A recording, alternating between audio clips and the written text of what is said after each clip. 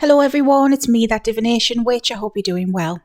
I'm back with another witchy video as always, and if you're new here, hello and welcome to my witchy safe space. No question is a silly question, so feel free to ask in the comments below, and if there's anything you want me to cover, let me know.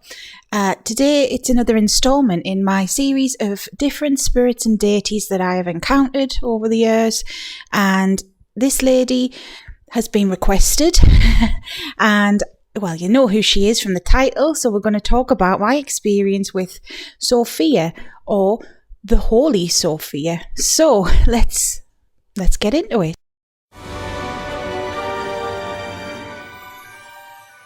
If you are new here, just want to say hello and a big warm welcome. I hope you stick around. My name's Sarah. I'm that divination witch, and like I said, this is a safe space. I aim to help people. I share what I've learned, and I just try and be, down to earth, no nonsense kind of vibes. So if you like that, please subscribe. And I've also got a link tree below where I have a shop and a Patreon. If you're interested in supporting me that way, I'd be eternally grateful. Thank you so much. Thanks. Sophia. Wow. Now, I've never worked with Sophia, but this, like I say, was requested for me to talk about her. I've experienced her a few times. She's a lesser known, I feel, spirit, deity, goddess, and she doesn't come through all that often for people, but when she does, she's pretty powerful. The energy she gives off to me is just so primordial and so ancient, divine feminine energy. I can't even put it into words. She's just got this power and presence about her that just is everything. And it's like she knows everything, Who is she? Now, this is not a historian's point of view, but what I know of her is in Abrahamic religions, she is known as the divine feminine, the Holy Sophia. That's why she's got that name. And I believe that in the Gnostic traditions, which is quite controversial, I suppose, in a way. Look into Gnosticism if you can, because it really, really blows your mind and gives you a different perspective on Christianity, Abrahamic faiths. Mind-blowing.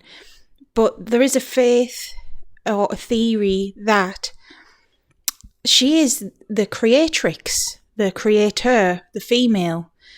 She, at the dawn of time, at the beginning of everything, she was the creator, the divine feminine who created us all and everything. And yes, that is her. And over time, the mention of her has been written out of mainstream Abrahamic religions, to my knowledge. I'd never heard of her. Despite being raised Protestant, I'd never heard of her. It's not something everyone knows about. And in Gnosticism, this is my limited knowledge, by the way, off the top of my head, but I do believe that, like I say, she was the created divine goddess, and the demiurge, who people theorize is also Yahweh, and that's a whole different thing. The divine masculine branched off from her, and he's meant to be corrupt or something.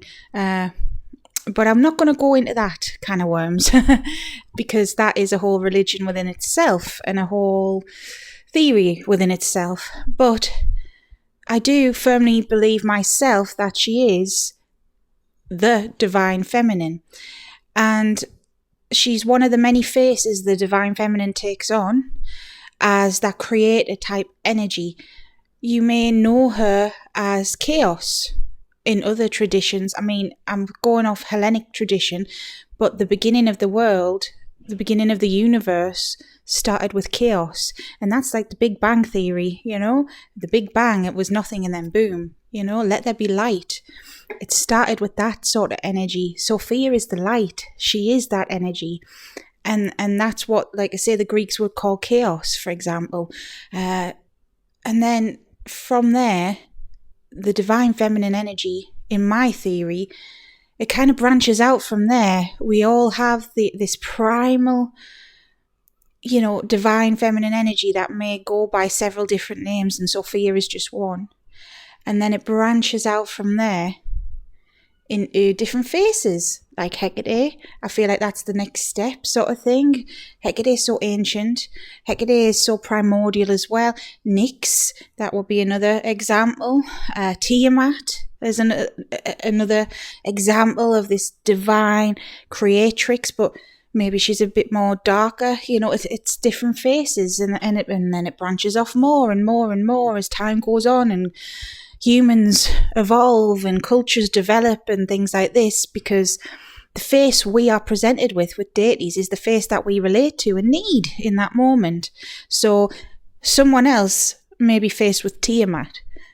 Someone else may be faced with Sophia. That's the way I see it. Now, because Sophia's energy is just so primal and so, primordial, as I say, so raw, she doesn't really speak in words. There's a few deities I've encountered that are like that. Kernanos, he's another one. Tiamat herself. There are deities that speak in feeling. Sometimes you may hear a phrase or a word, but I know Hecate. See, I can channel Hecate, word for word, things she says. There's other deities that feel younger somehow and speak in words, speak in several languages, obviously, because they are all powerful sort of thing. But the way I see Sophia, she's always just spoken a feeling, and it's a feeling and a picture and images and emotion. That's how she speaks. I normally see her as a woman, barely though. I see her face is very beautiful with golden hair, but the golden hair, it fades into light. She's a light being. She's just as light as Source itself, the creator God. She is energy. It's like, when I have seen that face, it's like she's speaking, but her lips aren't moving, because she's just giving you emotions and feelings, like some sort of primal fairy lady, like what some people in movies would say an angel is. Just something so light and loving and kind and comforting. There's a comfort about her and a healing about her. She is the divine mother, the first mother. That's Holy Sophia. And like I say, she goes by many names and many faces, but this is one of them. She, like I said, isn't someone that often comes through for people, in my experience, at least the people I've read for. And I read for people from all walks of life, from all sorts of places in the world. But I can count probably on one hand the amount of time she's came through for people. But when she has, it's been very profound and lovely. I feel as a goddess, as a spirit, she's so above everything, because she's that ancient that she doesn't really require much if you want to worship her or work with her or experience her. A lot of these deities don't, I think it's very human of us, because we want to respect them. We get it in our heads that, we've got to offer them certain things and things like this. Sophia doesn't care about that. She cares about us as humans. She created us, basically.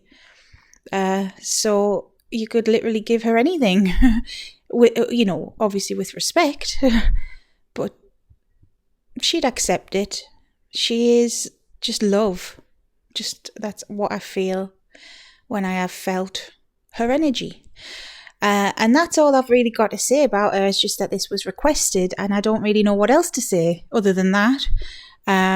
Maybe she could be one of your deities, but I feel like she doesn't mind about being known or not known, to be honest. Bit like Hecate sometimes. Hecate can be like that, works from afar. She doesn't care what people say about her, really, or think about her. She cares regardless. It's that kind of energy. And that's what I see and feel with Sophia. So yes, I hope that has helped and answered the question to the person who asked it. And yeah, if there's anyone else you want me to talk about, let me know. And until next time, stay safe and stay witchy. Bye.